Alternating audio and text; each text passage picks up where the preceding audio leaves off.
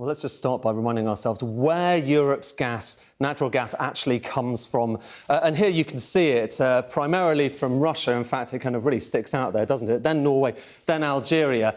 But of that Russian gas, let's just kind of break down where that is going to. So we'll take that bar, and what we'll do is we'll break it down among the different countries that are getting that gas. And there is, again, one that really sticks out here. It's Germany. Actually, let me put them kind of side by side so you can see just how big some of those slices are. Germany, by far and away, the biggest, then Italy, then Turkey, Netherlands, France and others. And it is within this others category that Poland and Bulgaria are to be found. So not enormous, but still significant from their perspective.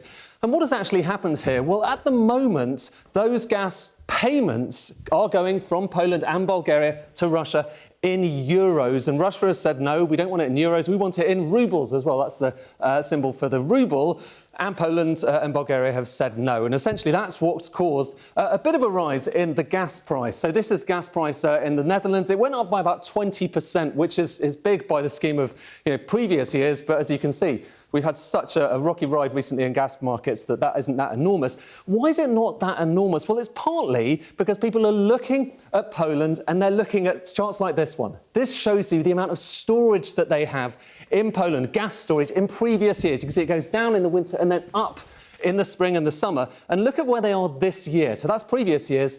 This year, you can see they've got a lot more gas in storage than in previous years. It's almost like they knew something was coming. It's worth also looking at the pipeline network that we have around Europe. Of course, it's lots of pipes that are taking this gas mostly from Russia into Europe. And Poland, at the moment, they're building new liquefied natural gas terminals. Basically, it means that gas can be shipped in via the coast. That means they don't rely on these pipelines quite as much.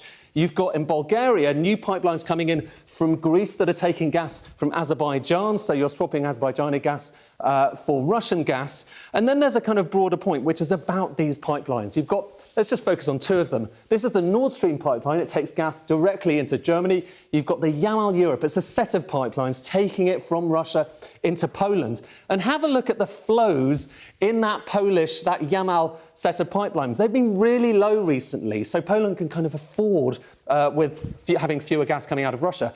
But it's a different story when you look at the gas going into the Nord Stream pipeline, going into Germany. Germany massively reliant on Russian gas, even now, which takes us back to where we started. This chart, what does Germany do now? Do they start paying in rubles? What about Italy? What about Turkey? The next few weeks are going to be very interesting indeed.